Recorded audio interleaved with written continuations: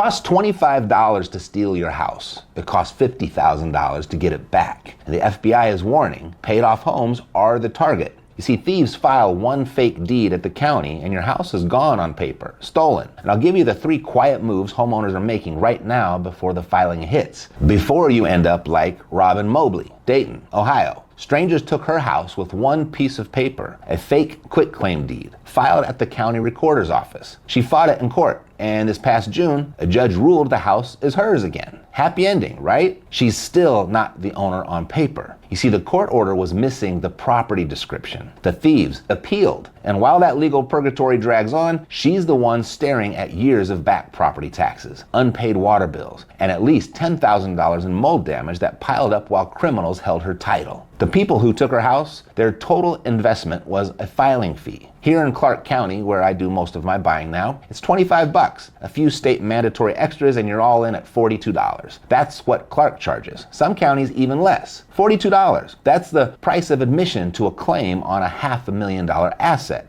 And here's the crazy part. The recorder's office is not allowed to stop it. A county recorder is a filing cabinet, not a bouncer. By law, they record what gets submitted. They don't check ID. They don't call you to confirm. They're not allowed to. A forged signature under a fake notary stamp you can order online goes into the official record just as smoothly as a real one. And the law only shows up after it's already recorded. Think about that. Your county wants a rabies certificate before it'll license a 10-pound dog, but it'll record the transfer of a $500,000 house without checking a single ID. We protect our labradoodles better than our life savings. So the question isn't whether someone can file a fake deed on your house. They can. The question is, how would they pick your house in the first place? That answer has a profile. California's financial regulator put out an alert on this in June. The preferred target is a house that's free and clear, no mortgage, an owner who's older or away from the property lot, or recently widowed. Meaning, if you spent 30 years paying that thing off, you just moved to the front of the menu. You're the target.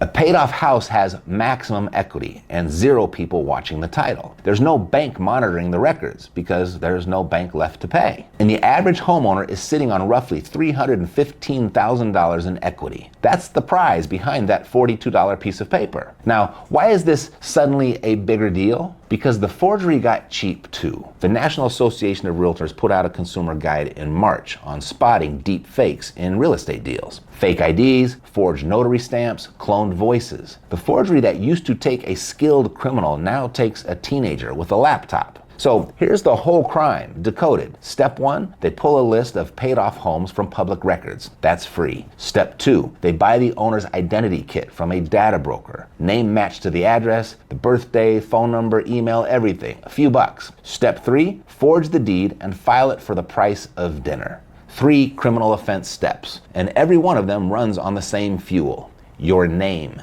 You see, deed thieves, they don't pick houses, they pick names. So you're going to take your name off everything that they can see in these 3 homeowner defense moves. The first one is free tonight. The second one shuts off the data supply, and I'll show you the exact tool that I use for that in a minute. And the third makes your deed itself a dead end, no matter what your state's law says. So move 1, open your phone and search your own address. Start with your county assessor's website and look at what a total stranger can see. They're going to see your name, what you paid, whether there's still a mortgage, and then I want you to pull up your house on Zillow and look at your own kitchen, look at your living room. Here's what you do about it. Ask Zillow and Redfin to remove your interior photos and listing history. Both sites take removal requests. Then ask Google to blur your house on Street View. And know this going in, that blur is going to be permanent. Once it's blurred, it stays blurred. Then call your county recorder and ask one question. Do you offer free recording alerts? A lot of counties, most I think, will now notify you the moment any document records against your property. Now this is a smoke detector, so to speak. It's not a lock. Not perfect, but better. None of that, though, makes you invisible. It just makes you expensive. It makes you inconvenient. You see, a thief working a list of 1,000 houses skips the ones that take manual effort. Move 2, the identity kit. That forged deed, it doesn't work without your personal information stapled to it. Your name matched to your address, your birthday, your phone, your email. They need all of that. Data brokers sell that exact bundle to anyone with a credit card. There are more than 1,000 of these people search and broker sites. And if you've ever wondered how the spam calls find you the same week you get a new number, that's how. So you can cut the supply line. Two directions. Going backward, you get your information pulled off those sites. Every one of them has an opt-out page buried somewhere. You can file those requests yourself, one site at a time. Just know they don't make it easy, and your info, it pops back up right after you remove it, because reselling it is the business. But I've got a hack for this. Going forward, you stop feeding them. Stop handing your real email and phone number to every store rewards form and insurance quote. Use a working alias instead, a real email and a real phone number that forward to you. So when those companies get breached or sell their lists, what leaks is a dead end, not you.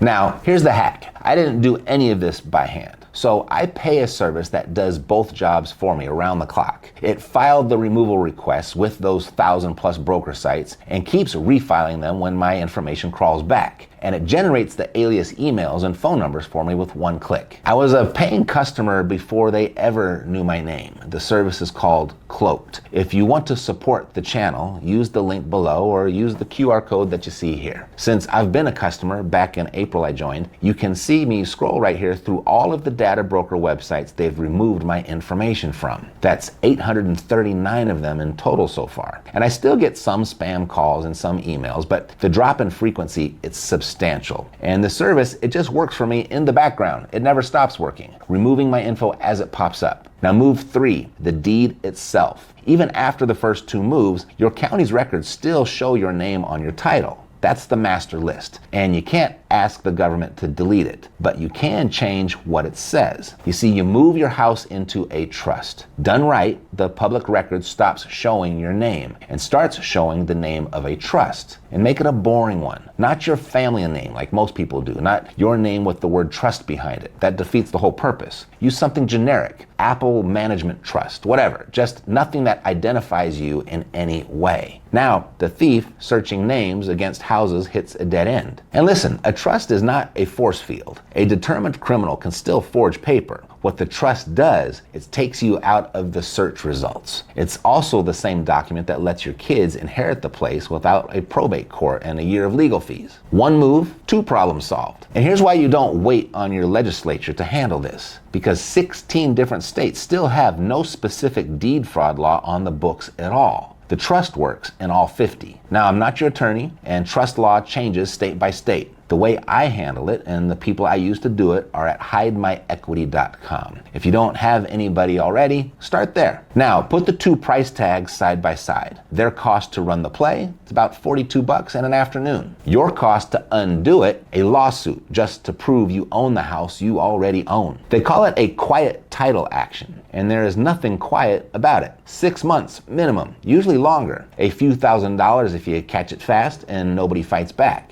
And if they've already sold the house or borrowed against it, which is the entire point of the crime, it can run you up to $50,000 or more. There are documented cases going 6 figures across multiple years. And the whole time that case is open, your title, it's frozen. You can't sell, you can't refinance. I mean, ask Robin Mobley. She won, and she's still paying. Now, is this the most likely thing to ever happen to your house? No. But it is the cheapest crime aimed at the biggest thing you own, pointed at the exact profile you fit. And every defense I just handed you costs almost nothing and pays off even if no thief ever looks your way. Fewer spam calls, no probate court. That's not paranoia. That's just running your property like it matters. And if your bank account matters too, I pulled this video out here for you to watch next. Because the richest people on the planet are suddenly getting in line to control your savings account. 40 applications filed in 18 months. And you want to see what they see and how to make it pay you instead of them. So watch this next. Run your house like a business. Defend it like your home. God loves you, and so do I. Take care.